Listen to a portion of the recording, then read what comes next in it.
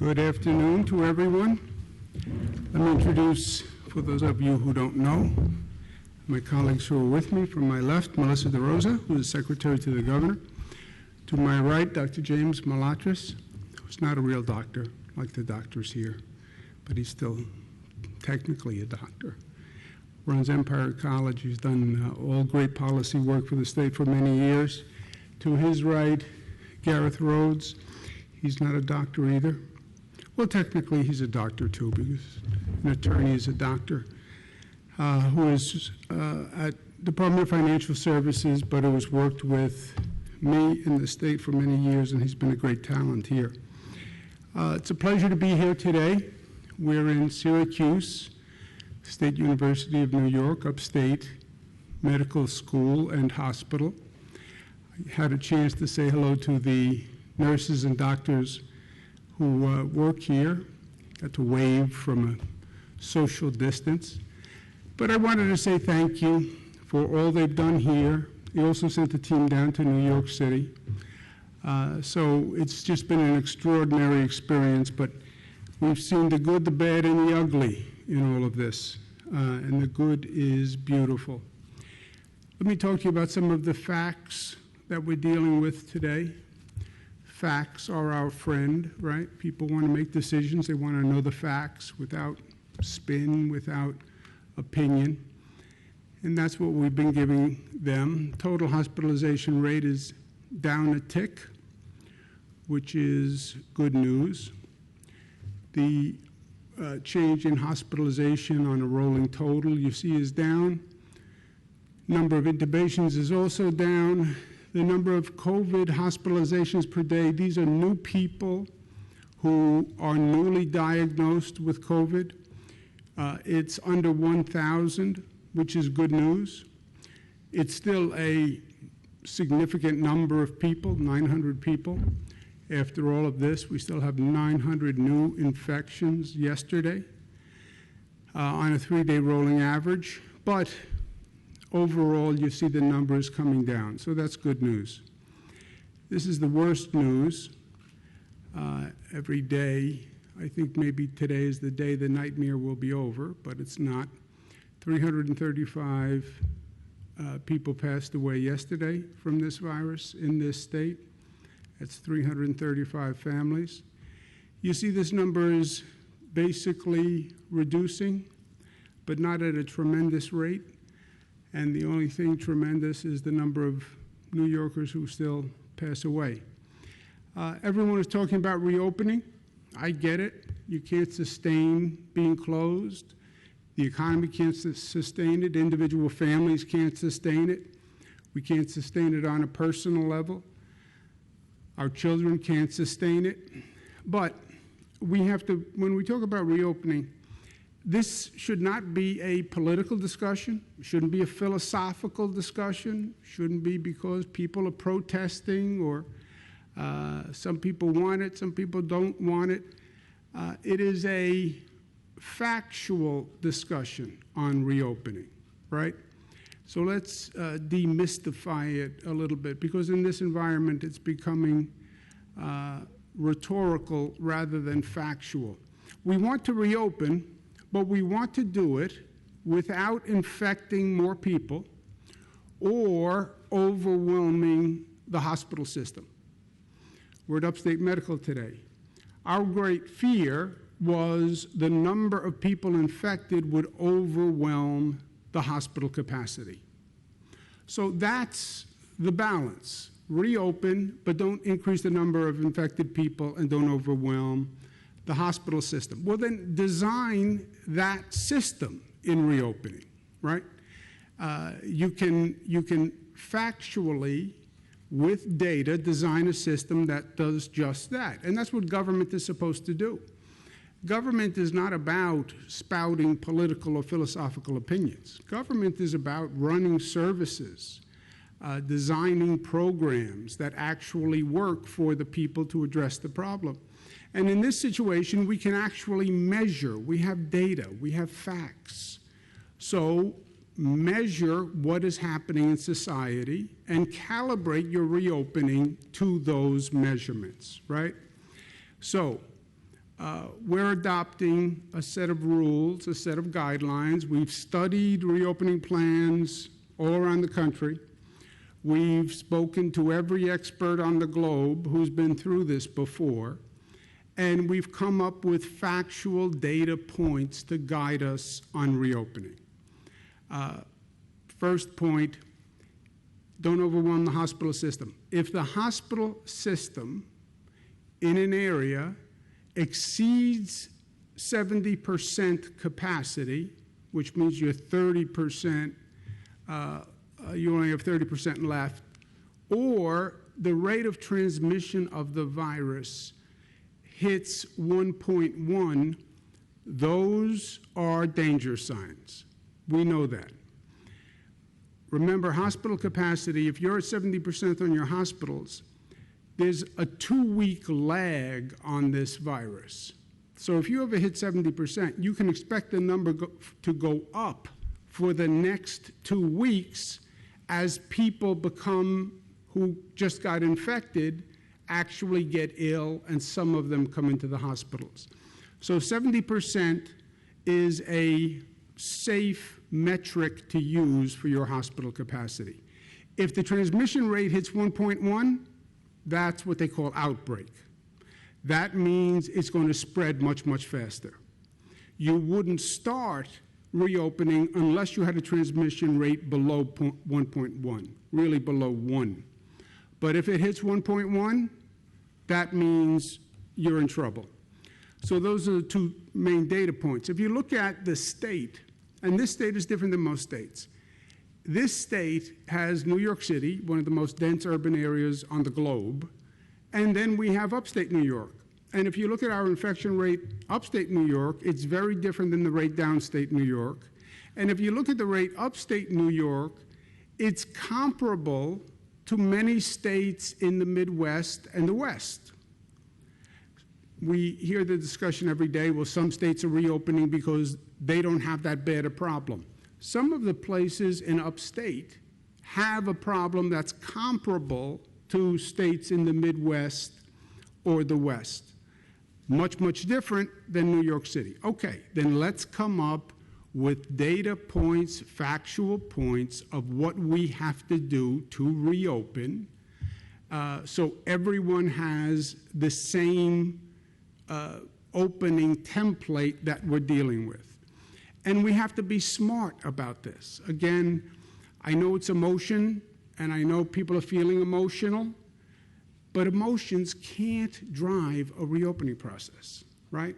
We're talking about infection rates, we're talking about hospital capacity.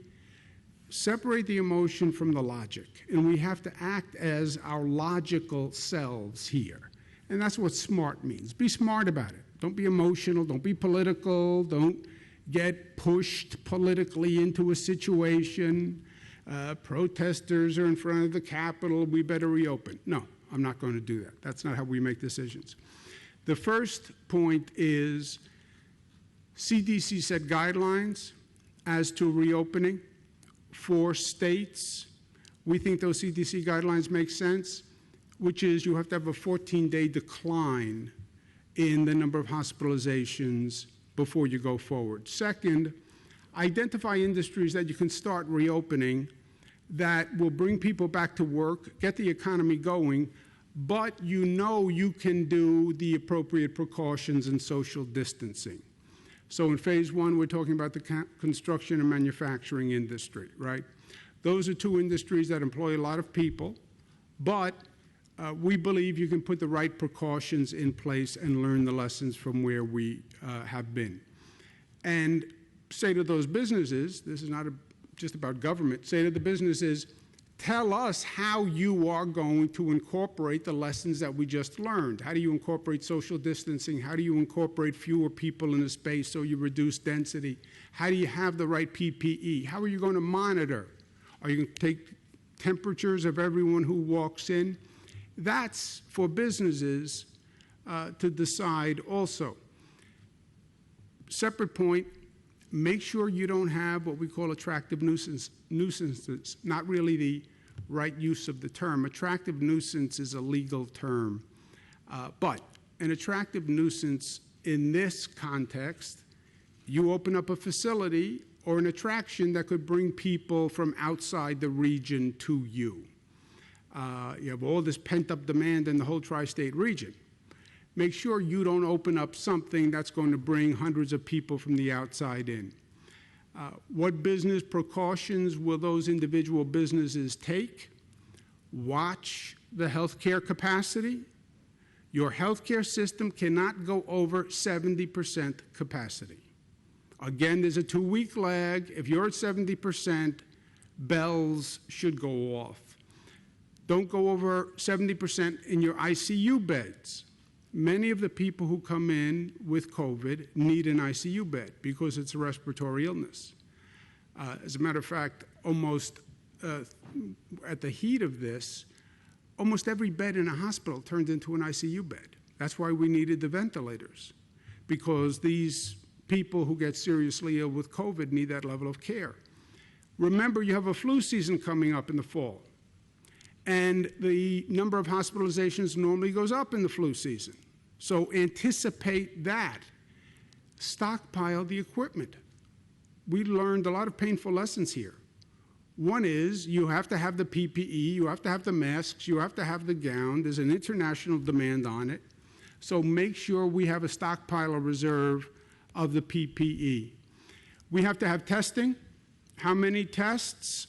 Dr. Birx recommends 30 per 1,000 people. Different people have different numerical percentages, but I think we start with that. Do we have enough testing sites? How long does it take to turn around a test? And then are we advertising to people, this is where you go and this is what you do to get a test if you think you may be infected? The whole thing with keeping that infection rate down is find a person early who is infected, let them know it, and then trace and then isolate. Do we have a tracing system in place? Mayor Bloomberg is helping us organize this. It's never been done before. Nobody ever heard of tracing to this extent. But tracing is, once a person says they're positive, you trace their contacts back, you notify people, you test people. That's a whole different operation. The current recommendation is you need at least 30 tracers per 100,000 people. So we have to have that in place. You have to have isolation facilities in place. Isolation facilities are when someone gets sick, you know they're positive, and they don't want to go home to quarantine, because if they go home, they could infect their family, which is what's happening now, a lot of these new cases. So we have to have a facility where somebody who is positive can quarantine for the 2 weeks without going home, and we have to identify them now. We have to coordinate regionally, the schools, transportation network, testing, tracing. This all has to be coordinated on a multi-county effort. We have to reimagine telemedicine, reimagine teleeducation. We have to have a regional control room that is monitoring all these indicators and gives us the danger sign if we get over 70% capacity, if the infection rate pops up.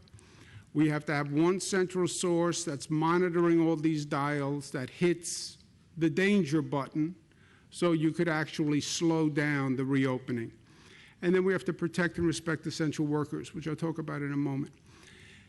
On businesses, they have to have social distancing, continued testing, ongoing monitoring protocols. That's all part of the new normal, and businesses are going to have to do that if they want to reopen. They're going to have to adopt the federal and the state guidelines on this issue.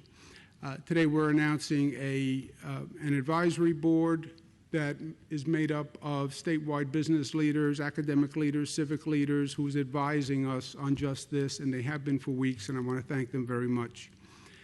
Manufacturing construction as the first phase. Businesses, that's 46,000 jobs in a place like central New York, so it's a major employer. And these are businesses that can adapt to the new normal in terms of their employees, in terms of the places of business, and in terms of the processes that they put in place. On the healthcare capacity, again, we just lived this. We cannot be in a situation where 70% capacity is exceeded. You need at least that 30% buffer on hospital beds, and you need 30% of your ICU beds available if that number starts to tick up. In terms of testing, we have to have the testing regimen in place, and we have to prioritize the people who get tested. Symptomatic people, individuals who came in contact with a symptomatic person, and frontline and essential workers. They do have a higher rate of infection because they're putting themselves in harm's way, and we want to make sure they have the testing so we have an early alert system. You have to have the right number of sites. Testing won't work if it's impossible to get. Testing won't work if it's too hard to get. So you have to have the right number of sites for the area that you're dealing with. The advertising is very important.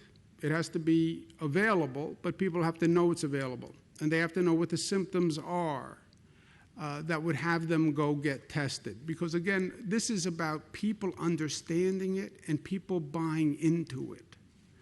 This is not government orders. This is people get it, they know the facts, they know what they're supposed to do, and they do it because they have been, we've communicated successfully the circumstances and the facts. But you need that testing, and you need it to trace the contacts. Otherwise, you see that infection rate increase. On the tracing, the estimate is 30 tracers for every 100,000 people. So that's a data point. That's what it means to have tracing in place. And then isolation facilities is a proportionate number of people who test positive, who say, I can't go home, or I don't want to go home. I don't want to infect my family. I don't want to infect my significant other. I have enough issues without having to explain how I infected my significant other with COVID, which is a valid point. So isolation facilities available for those people. And then the regional control room, where you're monitoring all of those metrics. You're monitoring hospital capacity, the rate of infection, the PPE burn rate, how businesses are complying, and it has an emergency switch that we can throw if any one of those indicators are problematic. Because remember, we have gone through hell and back over the past 60 or so days. What we've done has been tremendous, really tremendous. And what people have done, what the American people have done, what New Yorkers have done, has been to save lives, literally. But we have to remain vigilant. This is not over. I know as much as we want it to be over, it's not over. And we have to respect what we accomplished here. When they started this, the projections for this state were 120,000 New Yorkers would be infected and hospitalized.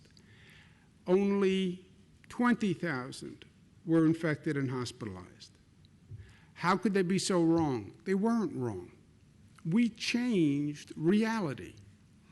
The differential, the variance, is what we did. It's the close down, it's wearing masks, it's all of that. We reduced the rate. We so-called flattened the curve, well, that meant 100,000 fewer New Yorkers didn't get seriously ill, didn't go into a hospital, didn't overwhelm the hospital system, and a percentage of those people who got seriously ill would have passed away. So we literally saved lives. We can't now negate everything that we accomplished.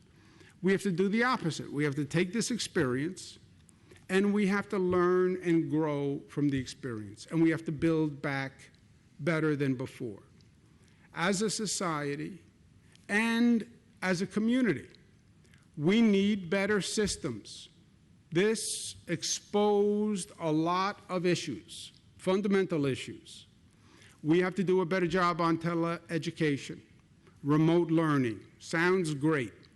But you have to have all the equipment, people have to be trained, and teachers have to be trained. We jumped into it. We have to do a better job. We have to do a better job on telemedicine. Not everybody has to show up at the doctor's office. You can do a better job. We have to do a better job on our basic public health system. I mean, when you look back, the virus was in China last November and December. Last November and December. Why didn't someone suspect, well, maybe the virus gets on a plane last November, December, and lands in the United States the next day, right? Everybody talks about global interconnection and how fast you can. Everybody knows there's a virus in China last November, December. China says, don't worry, we're taking care of it. Yeah, but all you need is one person to get on a plane. As it happened, one person got on a plane and went from China to Europe, and then it went from Europe to New York. The flights from China basically go to the West Coast. The flights from Europe basically go to the East Coast. We got it through Europe. But where was the whole international health community? Where was the whole national host of experts, the WHO, the NIH, the CDC, that whole alphabet soup of agencies? Where was everyone? Where was the intelligence community with the briefings saying this is in China and they have something called an airplane and you can get on an airplane and you can come to the United States? Governors don't do global pandemics, right? But there's a whole international, national health community would do that. Where are all the experts? Where was the New York Times? Where was the Wall Street Journal? Where was all the bugle blowers who should say, be careful, there's a virus in China that may be in the United States? That was November, December. We're sitting here, January, February, still debating how serious this is. And again, it's not a state responsibility, but in this system, who was supposed to blow the bugle and didn't? Because I would bank that this happens again, and is the same thing going to happen again? I hope not. So we have to figure these things out. We also have to remember that as a society and as a community, we're about government and we're about systems.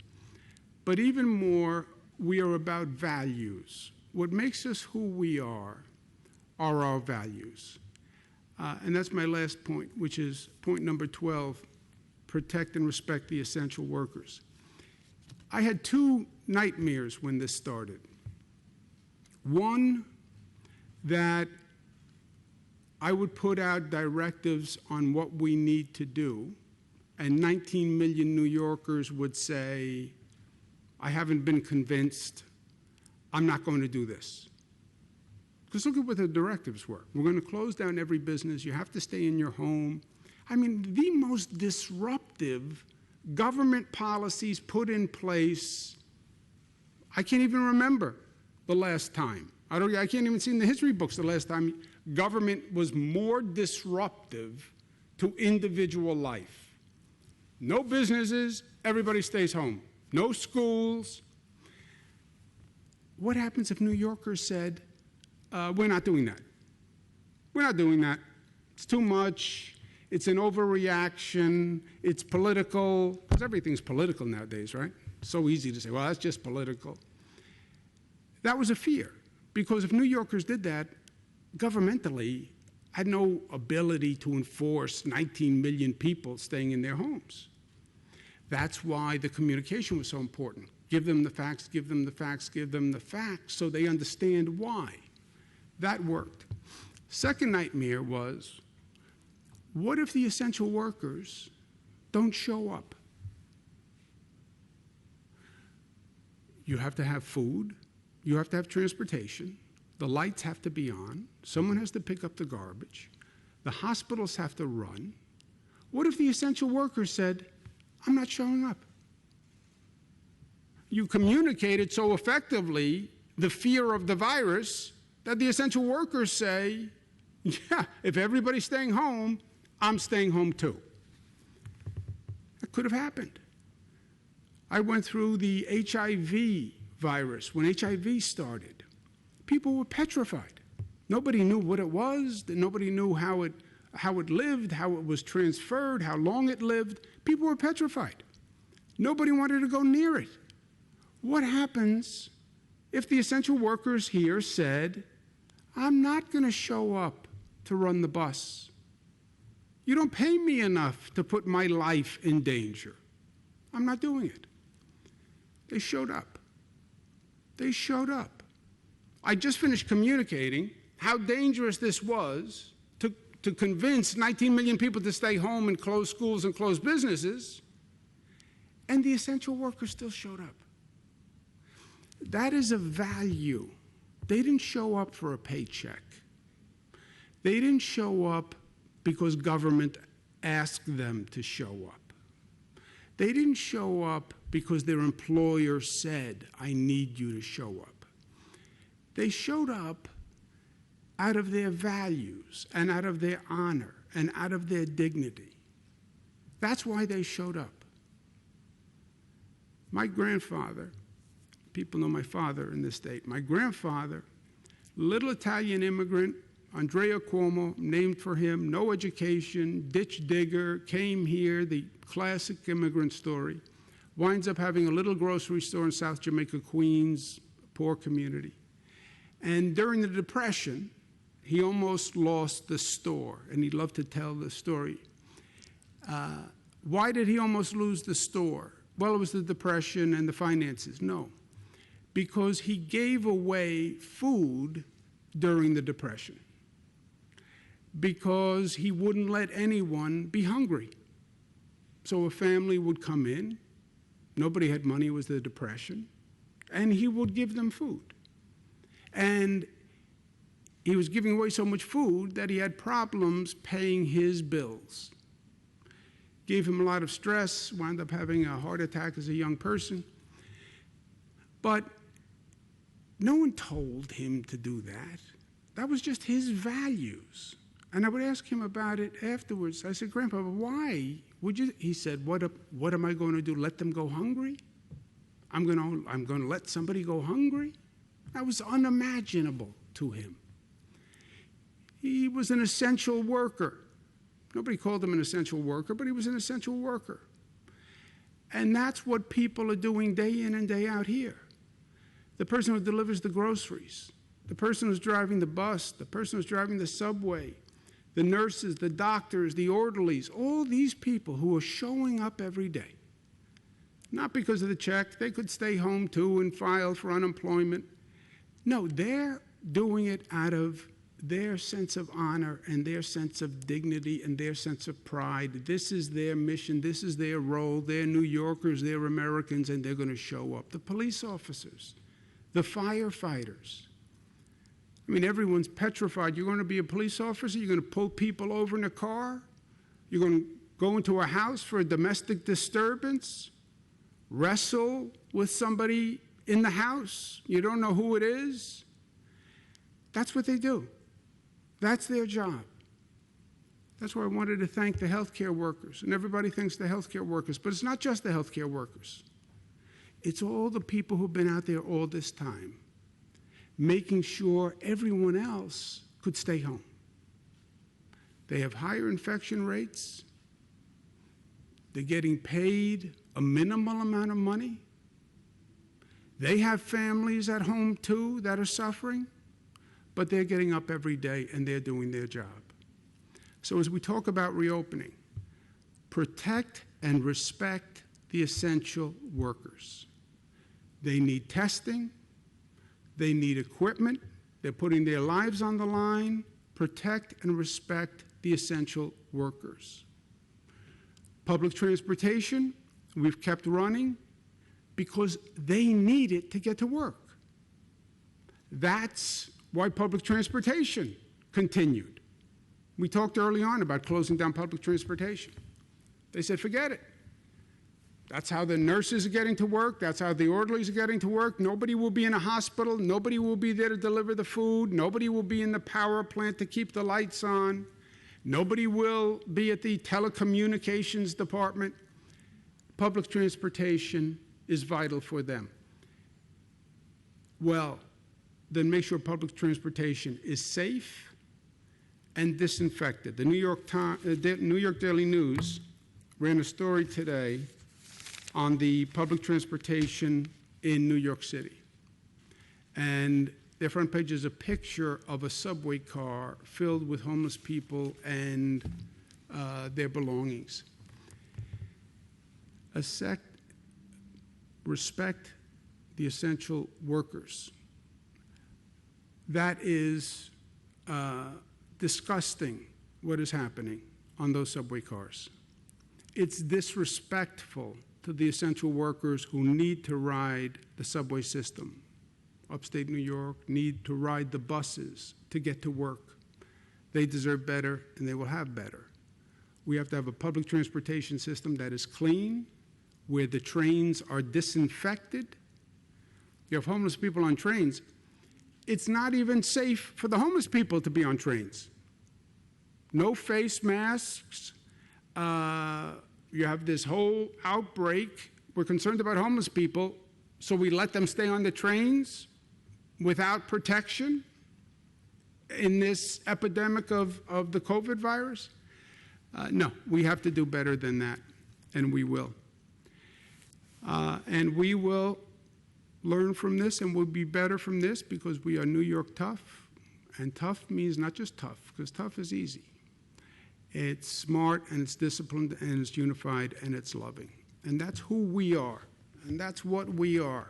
And that's why we got through this as well as we have thus far together, because of our values, because of our respect, our dignity, our mutuality, our love for one another, our willing to sacrifice, and because we're fortunate where we have many, many heroes in our midst, not because they have medals on their uniforms, but because they have honor in their souls, and they have strength in their character, and they have dignity and pride in themselves, and because they show up every day, to make sure everyone is protected.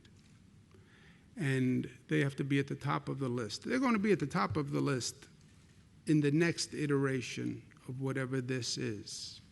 They're going to be at the top of the list at the Golden Gate. But they deserve our respect and protection here, and they're going to get it. Questions? Governor, Michael Benning from CNY Central. This week you introduced a lot of folks to the concept of an attractive nuisance. And in Central New York, we have the Syracuse Nationals Car Show, of which I know you're a fan. The State Fair last time around drew 1.3 million people. Our lakeside towns, when you think about summer, Central New York in the summer, in my estimation, is an attractive nuisance. How can these things go on? Yeah, it breaks my heart, but they can't, unless it's done statewide, and unless it's done not just statewide, but with our neighboring states. We had a situation in Connecticut where they had certain things open that we didn't have open. They had waterside parks, just what you mentioned. And Connecticut called and said, I have all New York license plates in my parking lot. People will get in the car and drive several hours to go somewhere.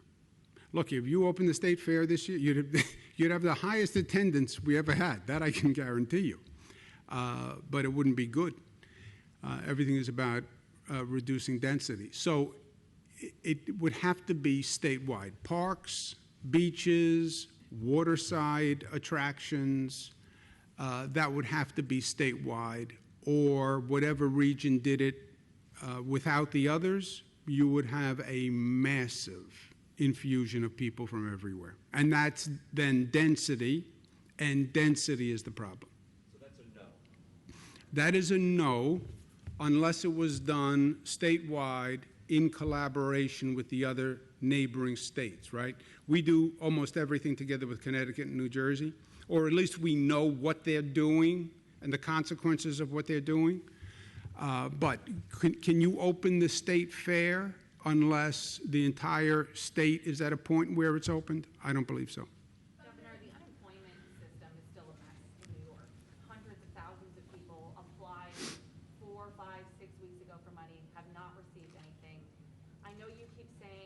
they'll get their money, it'll come when it comes, but a lot of these people live paycheck to paycheck. They've gone weeks without money. What more can you do to try and help them? Look, it's something we work at every day. It's not a New York problem. It's a nationwide problem. The number of unemployed hit an all-time high. They all called the local unemployment office in the state. Every state is dealing with this. I talked to the governors on joint conference calls. Every state is overwhelmed and trying to design new technology and new apps and new this. Our state actually is doing much, much better than the other states in how many people haven't been able to sign up. We have over 1,000 people working on phones and technology. It's even more now, right? 3,000 now. 3,000 people hired just to man phones and the website, et cetera. So we have the number down dramatically, but it was just a sheer function of quantity and volume. Now, good news, bad news. Yes, it's frustrating as heck. Good news is the check, it doesn't cost you any money. You will get the check for the same period of time. But your point is right. You are without that check until you get signed up. But the numbers are way down. Melissa, do you remember the...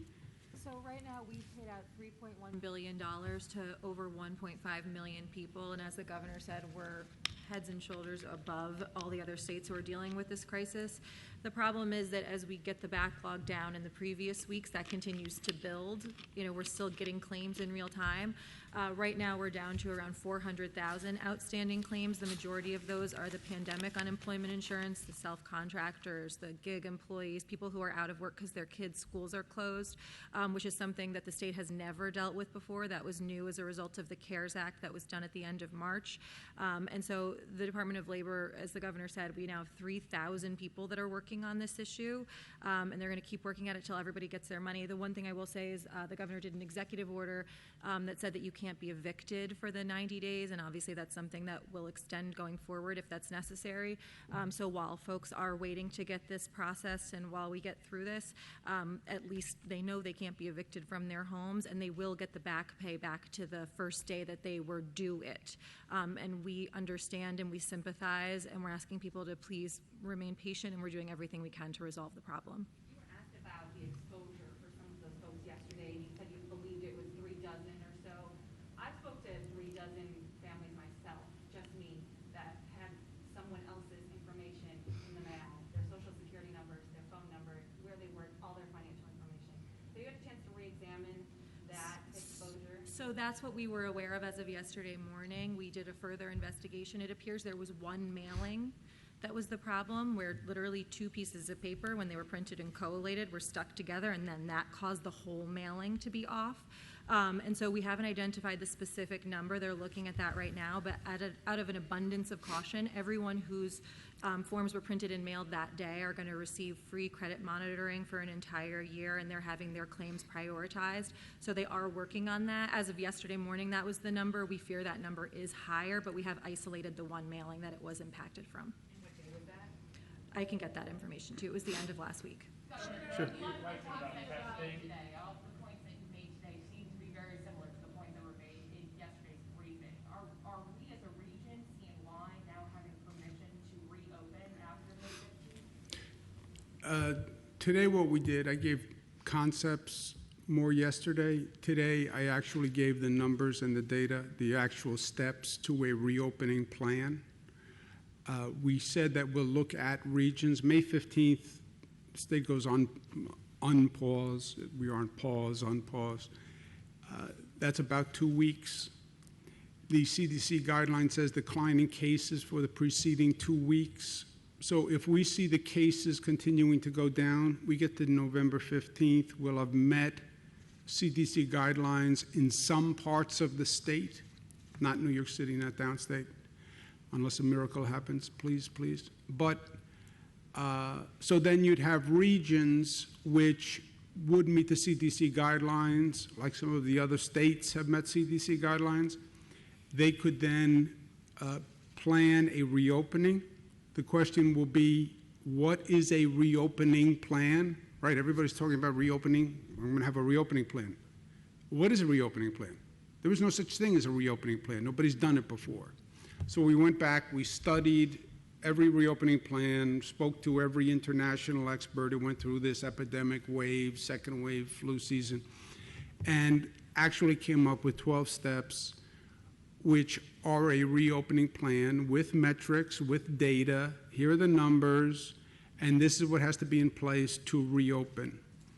And regions that in 2 weeks have reduced rates by the CDC guidelines, these would be the reopening plans that we have to have in place. They're regional, which means those counties would have to coordinate on the county responsibilities. The state has to coordinate certain responsibilities. The federal government has responsibilities here. They're providing supplies for the testing because the testing has been a big problem.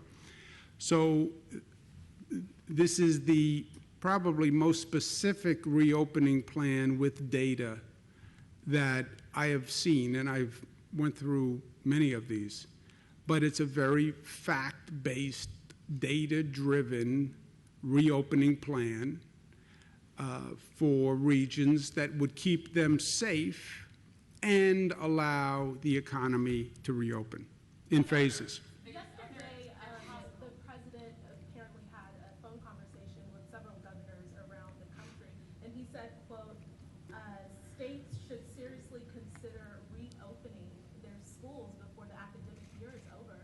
What is your stance on that? Also, were you on that call? I was on that call.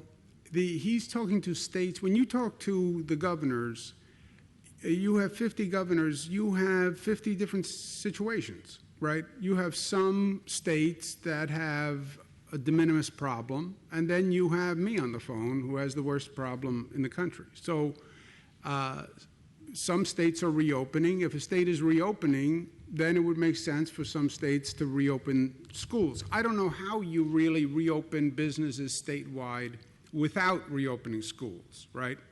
Because schools, primarily, they educate our children. As a practical matter, many people go to work because their kids are in school. If the kids are not in school, now you have a child care issue. So for those states, that makes sense. We're going to have a decision on schools. We have all schools in the state closed. We'll have a decision the end of this week what we're going to do on schools and then on summer schools. Governor, on a related note, this hospital sits across the street from Syracuse University. Students want to know if classes will return on campus this upcoming fall. When and how do you expect to allow for private universities like Syracuse to reopen? What phase of your plan? And what does the new reality for college students look like in terms of social distancing and events on campus this fall? Can't tell you what September looks like. I could guess, but the guess doesn't help anything. We have to see where we are. I have a college student at home who was supposed to graduate this year, and she's taking her courses remotely.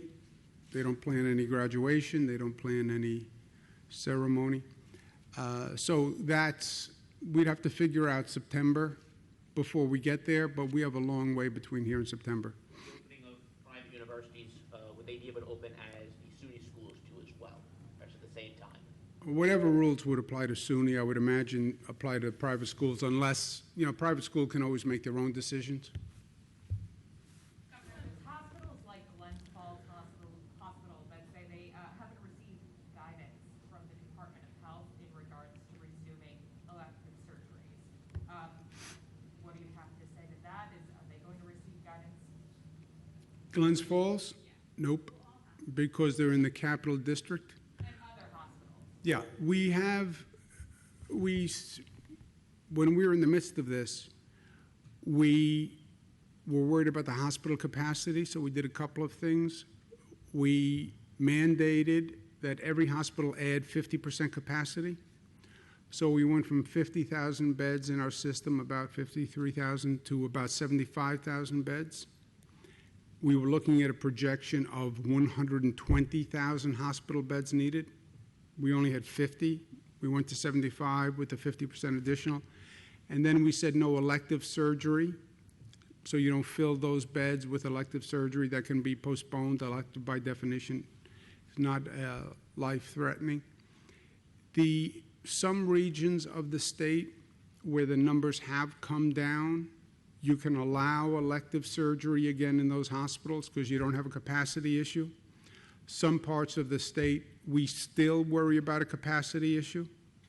And we don't want to wind up in a situation where hospitals say we can't take any COVID patients because we have beds filled with elective surgery. But it depends on the region you are in upstate New York.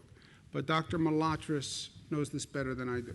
As the governor said, it depends on the region. Today, there will be some guidance going out for those regions that can resume elective surgery that the governor announced last week, particularly prioritizing key surgeries that were put off for several weeks. That should be coming today.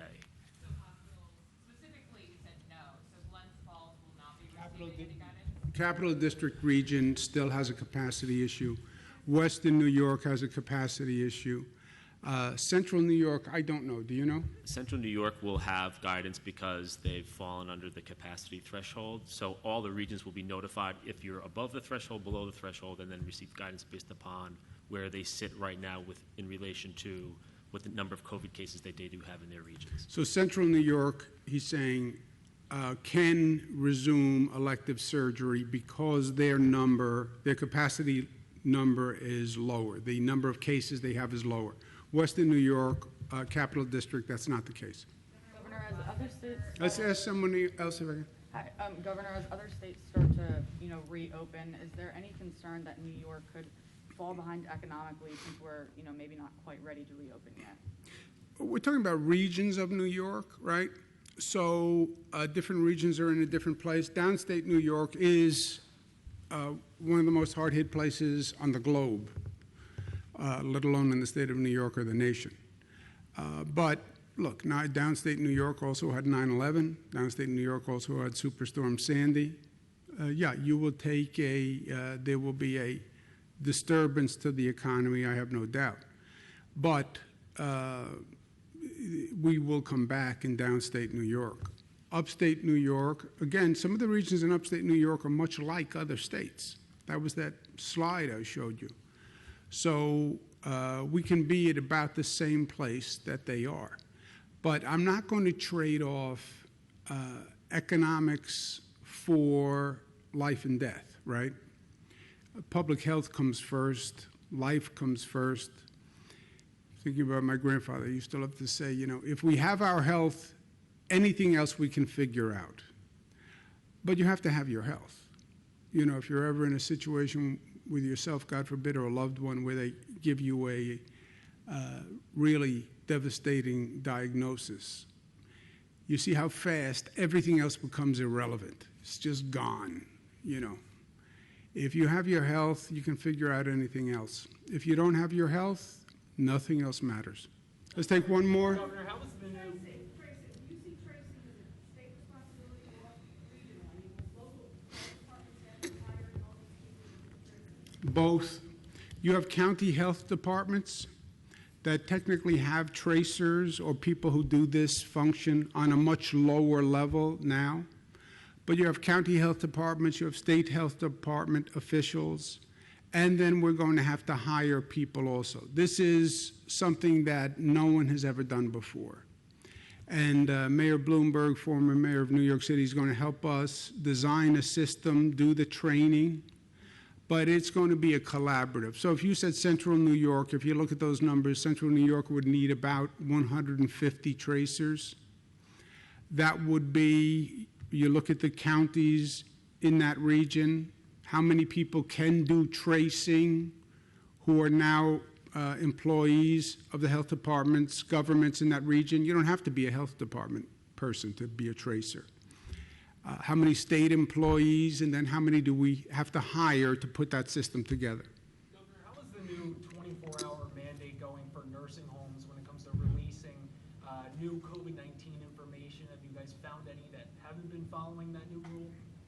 I don't believe we found any. We haven't had any complaints I'm sure, there are 600 nursing homes, so I'm sure there are complaints out there that I haven't heard, but normally when you have a significant number, I hear about it, and I haven't heard anything about it. As a follow-up to that, we've been inundated with calls from our viewers about nursing homes and just lack of transparency. I've been in touch with the AG's office, and obviously they're investigating. They can't really delve into details about that. What would you tell our viewers and just the people who are fearing for their loved ones who have no clue what's going on inside of the nursing home?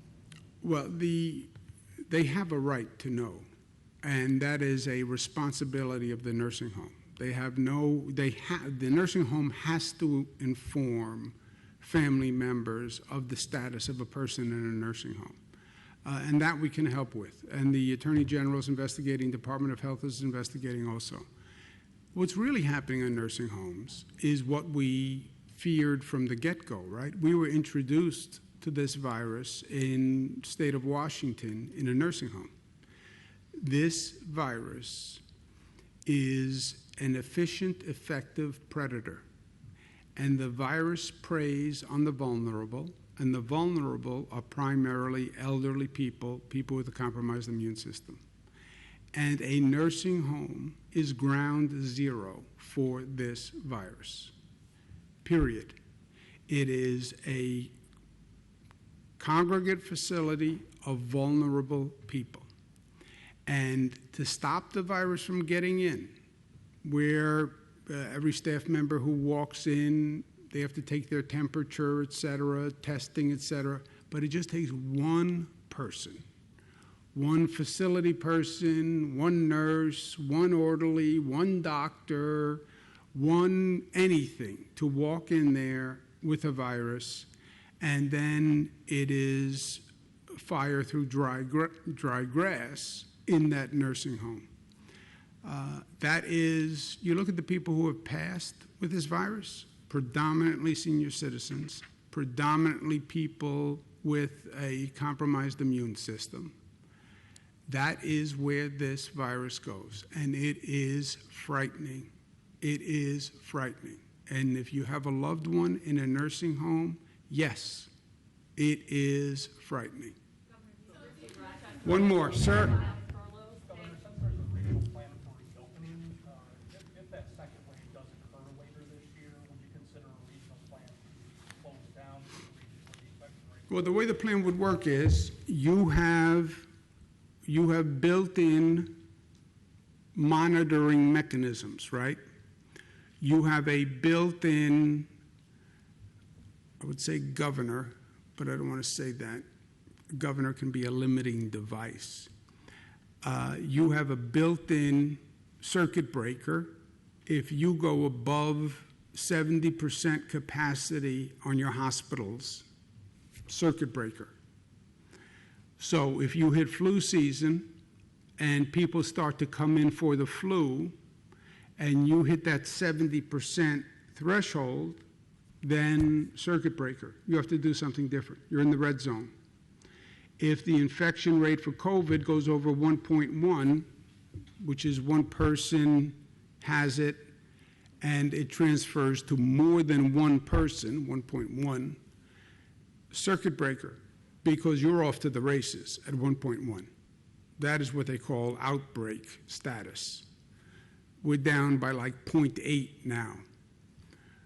So it's a tight margin of error, 0.8 to 1.1. But those would be two built-in circuit breakers. And they are afraid of the flu season for two reasons.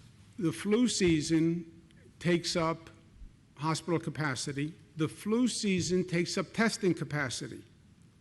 We're working to get all these labs to do COVID testing. Well, what do the labs normally do? They do all the flu testing. Seasonal, but they do all the flu testing. Well, if you have all the labs doing COVID testing, what happens when flu season comes? You're going to have to reduce the number of COVID tests. So they are worried about the flu season. And then if you get to a flu season and you start to feel achy and you're sneezing and you're coughing, you're going to say, oh, either I have the flu or I have COVID. And having the flu is one thing. having COVID is something else, you're going to run to the emergency room. And now they worry about hospital capacity again. That's just with the flu season. That's without the so-called second wave. What they're worried about with the second wave is, you look at the 1918 pandemic, flu pandemic, it came in waves. The first one, and then the virus mutated and came back stronger. So could the virus mutate and come back stronger? Maybe. That's what the second wave is. That's why I say it's so important when we're doing the retrospective here. What happens next time China says, I have a flu, I have a virus, or South Korea says, I have a virus? Is it going to take the international community and the federal agencies 2 months to figure out that we're in trouble? You know, I think the attitude has to be a virus anywhere is a virus everywhere. That's the only safe operating principle, right? Well, it was in China on Monday. It could be here today. Well, we're not so sure, we don't know. Yeah, but it could be, right? So, but that's the second wave they're afraid of, and then the flu. I have to go back to Albany. Thank you very much, guys. Thank you. Buy-in about schools. How do you get Our buy-in? university is an attractive nuisance. How do you get buy-in from parents after the decision That will be comes? governing on, well, the parents will follow facts because parents are worried about the safety and health of their child. The state emergency powers govern over the 700 school districts. So whatever we do will be binding on the school districts. Are universities an attractive nuisance? No. URMC is laying off furloughing frontline workers. They just announced it today. URMC doctors. Your reaction to that? I mean, these are the people who've been at the front of this COVID pandemic. Hospitals can't make ends meet. They're furloughing frontline workers. Well, the balance is, I don't know